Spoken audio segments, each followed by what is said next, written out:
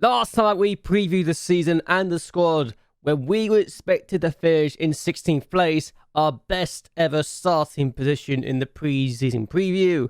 The question now is, how have we been doing since we last met? And how much money have we lost due to the youth setup again this season? Because it's a problem that is getting worse and worse as we go forward. Let's talk about it. Having reached the winter break already so far, we have had a lot of matches.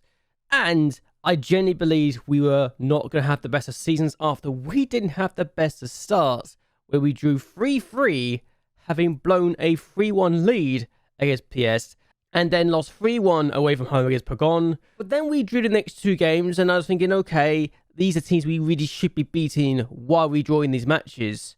And then we won the next game against Brentbet, and I thought, yes, okay, that's the start of the season. We hopefully will do better now. And then we drew 0-0 again. So, 6 games in, we had won once, drawn 4 times, and lost once. Then we took on YAC Block, the team that won the cup last year, before we took on Garnick and beat them in the cup by 3-1, before we shocked the entirety of Poland by beating Legia Warsaw by 3-1, with Kowalski getting a brace in this match, and it showed that we are really, really good at times. We won the next game by 2-0. This team at the time were top of the table, so the fact that Jagiellonia were top is probably a sign that something is amiss. We then drew 2-2 against Lecce Poznan. I think we were 2-1 down at one point, and then we drew it back to a 2-2 game. Doris Jasinski getting his first ever league goal in this match was the highlight for me, because it tells me now I've got 2 strikers I can throw in whenever I need to, and I don't need to worry so much. We then were beaten for the first time since September, when Rakov beat us 2-0 away from home in the league. We then went home and took a 1-0 victory against Władimir. In the next game, we won only by a goal to 0 in the next game against Rosavio in the cup. A second tier side caused us potentially problems. We then only got a 2-2 draw in the next game before we won 5-0 against a Tycoon-owned Slask. And I'm thinking to myself, yes, this is perfect.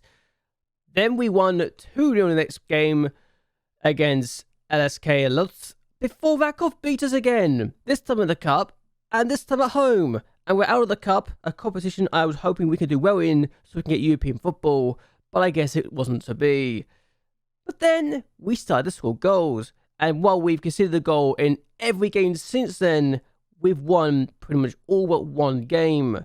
Garnet we beat by 4-1, which is really, really good. We then beat Lecce by 2-1, 2 goals inside the first 70 minutes. And then we beat PS by 5-1 with Robert Kowalski getting all 5 goals. He got a 4-goal hat-trick inside 24 minutes. It was impressive to say the least. Pagon held us to a draw, our only game we didn't do well in, and we equalised thanks to a Jasinski equalising in the 80th minute to show that he's actually really good and has been so vital for our season so far. Before we won the last 2 games by 3-1 against teams I genuinely think at this point we should be beating. This has been impressive to say the least. Where are we now in the league? So shockingly, we're second after 21 matches going into the winter break, and we're 5 points clear of dropping out of the European places, and actually are 11 points clear 7th. So generally, this might be our best season, and we're doing really well. Robert Kowalski has got 19 goals this season, and I'm desperate to keep hold of him because he's become quite good now. He could be an inverted winger as well if I really wanted to make him that, but I don't want to, because 19 goals as a striker, even with just 9 finishing and 10 composure, is actually remarkable. He learned how to beat the offside trap by himself. I don't know how he did it.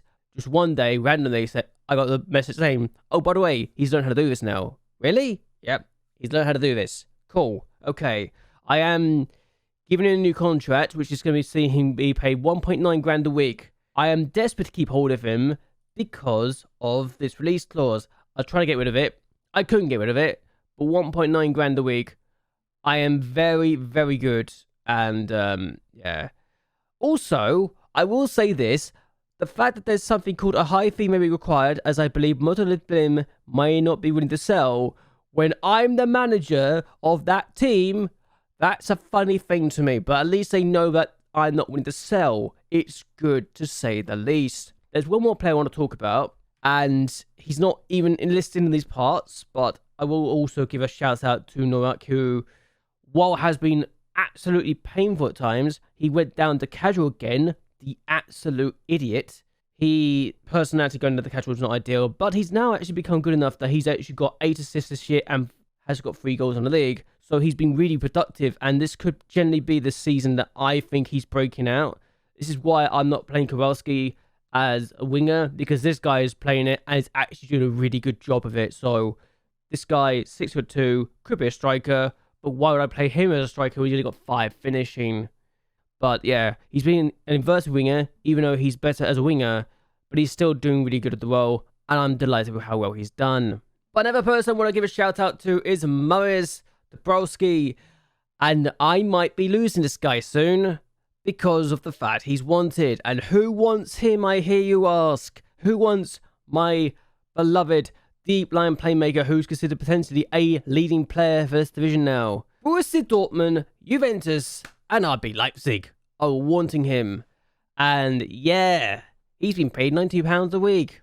I probably should be given a new contract soon, but I'm also hoping that, you know, the interest will die off and I won't have an issue. You'd hope that'd be the case, but you never know. The guy has been improving really well, and I'm delighted with how much he has improved. And generally, this could be another situation where I had to stick last FM in the last day we did with OFK Beograd. That guy got picked up by Napoli. I'm hoping he doesn't get picked up and we don't lose this guy. I am gonna reject any offers that come for him. He's got 2 years left in his deal. I am willing to give him more money if it means I can keep hold of him. I am absolutely gonna upset this guy if I get offers, but hopefully I can make sure that it works. That being said, I will do something later. You'll see in a bit why. But yes, the fact we are comfortably ready for the relegation zone is perfect. We're not in a relegation fight this year. Absolutely. We're in a fight for the title. And I didn't think I'd be able to say this going into the season, but we are now. And it's really, really delightful. I'm just hoping we don't have to worry so much. Oh, I should mention this because it's actually amazing how this team didn't win the title with this player last year in his only season with the club. But Lego Warsaw had an absolute wonder kid in their team. They sold him for $3 million. And I've got to show you guys this guy because he's kind of ridiculous. Martin Kukera left them for Manchester City for $3 million because he had a £3 million release clause. And he's now listed for loan. But he's played in the Premier League. He's played in the Champions League 6 times. He's played in the League Cup. This guy has got 2 goals in 9 appearances for Man City. And quite frankly, he's kind of ridiculous. So you can see why I'm grateful that Man City poached this guy for $3 million this summer. The fact he got 21 goals in 38 appearances in his time at the club and scored 5 in his first 6 before City poached him makes me very happy that City picked him up. Thank God I don't want to play this guy anymore because he was actually a scary, scary threat. We've actually had a youth intake preview and it looks really promising. Goalkeeper, fullbacks, wingers, centre midfielders, wide midfielders, and attack midfielders. I do want centre backs though. Centre backs, I think, is our main weakness at this point, even if we've got a good defence, apparently. But we're getting 2 fullbacks with great promise, which, given we've got a lot of fullbacks with great promise, is probably not ideal. Wingers, I'll never say no to a winger. Centre midfield, never say no to that. Wide midfield and attack midfield, not ideal, but we can work with that. Goalkeepers, I think we do need a goalkeeper as well, so having another goalkeeper is going to be very, very useful. I'm really grateful that we're getting these opportunities to bring these players in. Financially, we have got 1.9 million right now, and I want to talk to you about the fact that the youth setup is probably the most expensive thing of the entire stuff. And you can see already, 1.6 million we've spent on this. We spent 3.1 million on it last year. Junior coaching and youth recruitment are actually really expensive, and it's probably the youth recruitment that's putting all the money in. But I have to be honest and say, that's probably where most of the money is going now. But if we get a big, big sale, I will not be upset. I am going to try and make big money from my players if I am forced to do so. But it happens. Also, youth facilities have been upgraded, which is great. I am going to check to see if we can get any upgrades. No, just the training facilities. Understandably, with the money we're losing, I don't want to do that right now. But if we can get into European football, then maybe we can start doing that again. I do want European football quickly, though, because if I don't get European football, then what's the point of even doing upgrades here? I've also brought in some new staff members. Philip Schroeder is the new sports scientist for the second team. He's quite good. I think you see why I brought the guy in, even if he's fickle. We also brought in Vaclav Luzman as the under-19s coach because our previous one became our second team manager. So there's that. This guy's really good, and I was a bit surprised he was available, so I can't complain. So we're now at the 9th of January, and we've stopped here because of this offer for Maurice Dabrowski from Inter Milan. I did say it was going to be an issue where we would probably lose a player that I didn't want to lose so early in his career at the age of 17, and Maurice Dabrowski has become that player. And I'm going to be honest with you, I need a lot more money than this. I can delay the transfer until the end of the season, but I really don't want to lose him before his contract expires. He does also have Juventus wanting him as well, but it's not ideal. And the fact we've got Inter asking for him, and he's very interested. And to be completely blunt, I'm not shocked that he's interested. They were once we are in 2017 in the save, and were second last year. Juventus, the other team that could win the title, may not have won since 2025, but they've finished third in the last 3 years and are the league and are currently leading the title.